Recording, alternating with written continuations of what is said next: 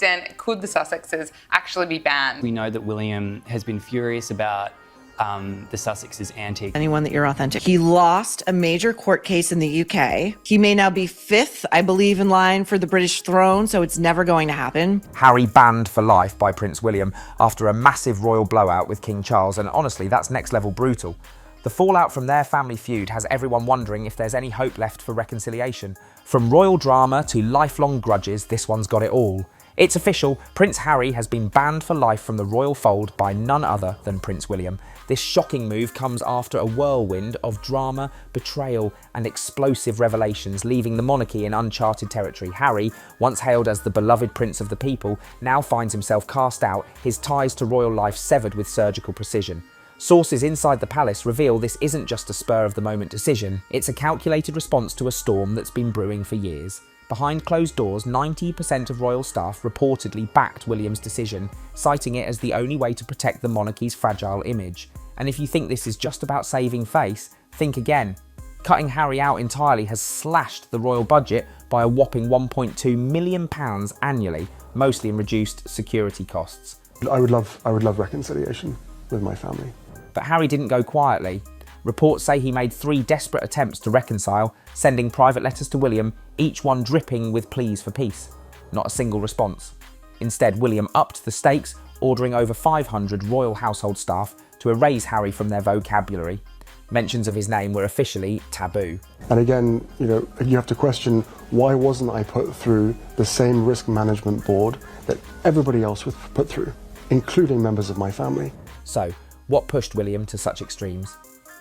The final straw came on May the 2nd, when Harry sat down for a bombshell BBC interview. Watched by over 20 million people in just 48 hours, the interview was a spectacle of royal grievances. Harry didn't hold back, claiming the monarchy had neglected him and exposing his fears for his family's safety. He even brought up the staggering $6.5 million he shells out annually for private security in California. The world watched, the monarchy bristled, and William snapped. He made some jaw-dropping claims, saying the royal family is putting him and his family in danger. The dust is settled. What's the king saying? Behind the scenes, tensions erupted like never before. During a closed-door meeting at Windsor Castle, Harry confronted King Charles, accusing him of systemic neglect. Witnesses say voices were raised, tempers flared, and the fallout was nuclear. The family's crisis PR team burned through £500,000 trying to douse the flames, but the damage was done. For William, this was personal. He saw Harry's actions as a direct threat, not just to their family, but to the monarchy itself. In his eyes, this wasn't about petty revenge, it was about survival. Harry's lifetime ban wasn't just a punishment, it was a warning shot to anyone who dared to cross the line. And then there's the ripple effect. Harry's exile sent shockwaves through royal circles, with insiders describing the atmosphere at the palace as both grim and resolute. The staff, the media, the public, everyone knew this was a point of no return. The monarchy had drawn its line in the sand, and Harry was officially on the wrong side of it. This isn't just the end of a royal feud, it's the beginning of a new era. One where tradition reigns supreme and betrayal comes with a cost. For Harry, the price of his actions is nothing short of exile. For William, it's the ultimate sacrifice, losing a brother to save a crown. After Harry's fiery showdown with King Charles, Prince William didn't just walk away and cool off, he doubled down and went straight for the jugular. His next move was royal snub so icy it could freeze over Windsor Castle. In an unprecedented power play, William reportedly ordered the denial of royal titles to Archie and Lilibet. Yes, you heard that right, the Sussex children are officially titleless, thanks to Uncle William's no-nonsense approach to streamlining the monarchy. Archie and Lilibet now join the ranks of 62% of royal descendants who lack formal titles. Sure, they'll always be royal by blood, but when it comes to the fancy HRH monogram and all the pomp that comes with it, they're out. And you can bet this move didn't sit well with Harry. But William wasn't done yet. This wasn't just about the Sussex kids' titles, it was about setting the tone for a new era of the monarchy, an era without leaks, tell-alls or Netflix docuseries. Speaking of which, let's address the elephant in the room. Harry's $100 million Netflix deal. To William, this wasn't just a lucrative business opportunity for his brother, it was a slap in the face to everything the monarchy stands for. Confidentiality? Gone. Unity? Cracked. Reputation? In tatters. William reportedly views the deal as a betrayal, plain and simple, and he's not alone. A YouGov poll found that 73% of UK respondents agree with William's hard stance, on limiting Harry's royal privileges. This isn't just family drama, it's a royal crisis. William sees himself as the protector of the monarchy, and in his eyes, Harry's actions are a direct threat. So, what does William do? He takes action. If you think this all ends with the titles, think again. William's influence stretches far beyond palace walls, and Harry is starting to feel the chill elsewhere. Case in point, BAFTA. Insiders have revealed that Harry has been quietly blacklisted from the prestigious awards organisation. Why? Well, the whispers say it all comes down to security costs. By keeping Harry out, BAFTA could save up to £250,000 in added expenses. Practical, yes. A clear message to Harry?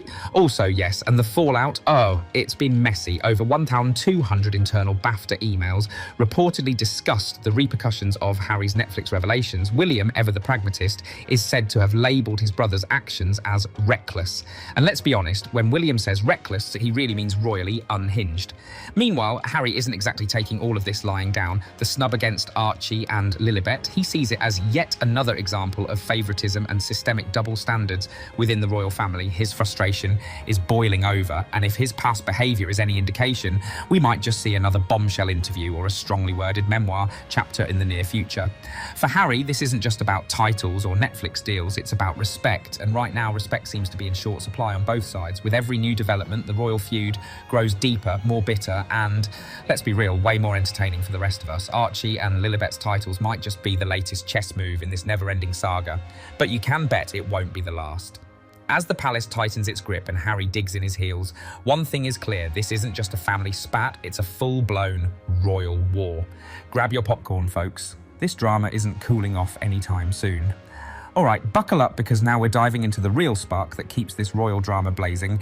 Yes, you guessed it, Meghan Markle, the woman who's somehow become the ultimate wildfire in the Windsor family forest. Since she entered the scene in 2018, critics have practically credited Meghan with setting off a whopping 14 major disputes between Harry and the senior royals. 14! She's apparently been a headache for the family's wallet. Reports indicate that since the Sussexes' royal split became public, their foundation donations dropped by 35%. That's a serious dip. Whether it's a reaction to the drama or just folks shifting their support, it's clear the split had financial ripple effects beyond the palace gates. And Meghan's physical absence from UK royal events. It turns out the monarchy quietly thanked her for that one, too. Her no-shows have reportedly saved the royal household over £800,000 in event-related costs. Now, you'd think with all this drama, the royal family would be shouting from the rooftops, or at least firing back with public statements, right? Nope. They've taken a totally different approach, one that's all about calculated non-engagement. The palace's PR team has adopted what experts call a dignified silence strategy. Basically, they're talking way less. We're talking about a 70% drop in reactive statements compared to 2022. Less yelling into the media void, less stirring the pot. It's like the royal version of Don't Feed the Trolls. And it's not just a classy move, it's a smart one. Analysts estimate this silence has saved the monarchy from potentially £10 million in legal battles and PR disasters that could have spiralled out of control. Sometimes the best way to win a fight is not to fight at all. So how's the public feeling about all this? Polls reveal some interesting trends. A solid 58% of Britons now favour a slimmer, more streamlined monarchy. And Prince William, he's getting credit as a key reformer, the guy trying to keep the monarchy relevant and efficient in these messy times. Talk about a popularity boost in the middle of all this chaos. On the flip side, Harry's star in the UK has definitely dimmed. His favourability rating has plummeted to 22% according to Ipsos polling. That's a tough number for someone who used to be one of the most beloved royals. The combination of public fallout, media coverage and family drama seems to have taken a serious toll. With Meghan fueling the fire, William tightening the reins and Harry stuck in the crossfire, the royal saga shows no signs of cooling off. The palace is playing it smart with silence, the public is calling for change, and the family drama keeps churning out headlines that even Netflix couldn't script better. One thing's for sure, this isn't just a royal family dealing with private issues, it's a high-stakes battle for the future of the monarchy, played out under the unforgiving spotlight of public opinion and tabloid frenzy. And Meghan, love her or hate her, she's the spark that keeps the fire burning bright. Alright, now let's talk about Harry's new reality, and spoiler alert, it's a far cry from the royal luxury he once enjoyed. Being cut off from royal privileges isn't just about missing out on tea with the Queen or fancy hats at Ascot. We're talking serious stuff here. Losing access to royal residences alone means Harry is waving goodbye to a staggering £4.3 million worth of perks. That's everything from dedicated staff, who, let's be honest, probably made sure his life ran smoother than most, to travel allowances that covered more first-class flights than most of us could dream of. And Moving out, not as simple as packing a suitcase. The royal household reportedly shelled out around £50,000 just to relocate Harry's personal belongings. Think about that for a second. That's a logistics bill most small businesses would sweat over. Fancy furniture, priceless heirlooms, and who knows what else needed special handling. The palace doesn't do things halfway, but still, it's a pricey goodbye. With the royal perks gone, Harry has been trying to pivot hard toward his Archewell Foundation. But here's the kicker. Archewell's revenue reportedly took a hit, dropping by 27% after all the family drama went public. So yeah, that means cost-cutting measures. Think layoffs and budget tightening. Not exactly the glamorous non-profit success story the Sussexes might have hoped for. To make matters more interesting, Harry's now teasing a second memoir, and sources speculate it could be worth around $40 million. That's a hefty payday, and clearly a bid to make up for the lost royal income. After all, when you're out of the palace perks, you've got to find other ways to keep the lights on, and the headlines coming. Meanwhile, Prince William is rolling up his sleeves and getting down to business. His vision? Streamlining the monarchy like a CEO, slashing costs after a merger. He's pushing for a 20% reduction in the monarchy's annual expenses over the next 10 years. That's a big deal, considering the royal budget isn't exactly pocket change. William's also keen on making royal events smaller, more manageable, and less costly. We're talking about trimming guest lists by around 30%, fewer posh dinners, fewer big parties, more intimate, efficient affairs that keep the crown looking modern without breaking the bank. Now here's the million-dollar question. Will Harry and the royals ever bury the hatchet? Experts crunching the numbers peg the chances of reconciliation at a modest 10%. Royal disputes do sometimes heal over time, but history shows these things can drag on for decades. The public remains divided too. About 41% of Britons think Harry deserves a second chance, a little royal redemption arc, if you will, while a majority 59% say he's better off excluded for good. Harry's royal chapter might be officially closed, but his story is far from over. From losing multi-million-pound perks and costly move-outs to trying to bounce back with memoir deals, his new life as an outsider is packed with challenges and drama. Meanwhile, William's determined to reinvent the monarchy, leaner, meaner, and ready for the future. Whether this family saga ends in forgiveness or finality remains anyone's guess, but one thing's clear, the royal headlines will keep coming and Harry's next move will be watched by millions.